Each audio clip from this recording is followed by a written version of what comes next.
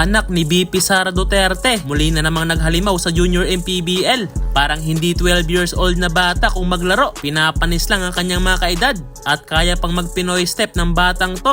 Nagpaulan pa ng 3-pointer. Ang kagandahan pa sa kanya, hindi siya buwaya at marunong siyang tumingin sa kanyang kakampi. Napakatalentado ng mga batang taga Davao, tinambakan lang ang kalaban. So sa nakaraang araw nga, ay napag-usapan natin itong anak ni Vice President Sara Duterte na si Mateo Carpio, na kung saan nakita natin kung gaano nga ba kahusay maglaro ang batang to. Kasalukuyan niyang naglalaro ngayon ang batang si Mateo Carpio sa Junior MPBL Packet Tournament Under 12 at muli na naman niyang nagpakitang gilas ang batang to. Kaya halika't ating pag-usapan. So sa laban na to ay makakalaban ng team ni Mateo Carpio na Davao Microsmith ang team ng JL Mini Hoops. So sa first quarter ng laban ay makikita kung gaano nga ba kahusay humanap ng pwesto sa ilalim ang batang si Mateo. Kaya sa play na yan ay nakakuha nga siya ng foul at ang kagandahan sa kanya ay shooter siya sa free throw line. Ganda na naman ang pagkakapwesto sa play na to ni Mateo Carpio. Kaya easy 2 points lang yan para sa kanya. At unahan ko na kayo mga boss, ang batang si Mateo ay isang 12 years old lang. Kaya huwag kayong mag-expect ng malaki sa laro ng batang to. Hindi naman present sa game na to ang kanyang nanay na si VP Sara. Pero kitang-kita mo talaga sa ating Vice Presidente na proud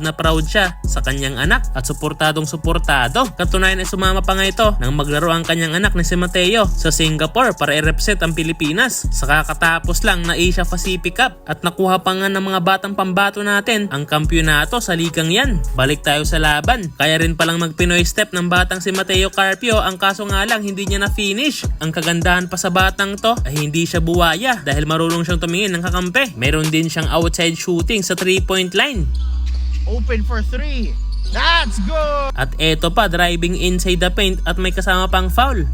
Ooh, but a quick counter here. Talagang mga talentado rin ng mga batang taga Davao dahil natapos ang first half na lamang ng 14 points ang team ni Mateo Carpio. At sa second half, ipinapakita naman ni Mateo Carpio ang kanyang finishing ability. Talagang talentado ang batang to dahil hindi lahat ng batang kaedad niya ay kayang mag-layup ng ganito. At maisingit ko lang mga boss, no? Maaari bang pakipindot naman ng like at mag-subscribe ka na sa ating channel? At ang sa pang nagustuhan ko sa batang to ay meron siyang kabilisan, kaya lagi siyang nauuna sa mga fast break. Eto nga't panoorin na lang natin ang kanyang mga highlights at gawin na ang bahalang humusga mga boss. Wow, partner, you said it. It is doing everything Davao. That is a tough floater. Like, normally, I would say, agree with you. Kailangan siguro pakita ni coach na kaya siya, hindi siya next play lang para yung mga players Davao correct. dito sa game na to. Meanwhile, an easy bucket. Pag lumaro sila talagang ibang-iba na. Oh, another easy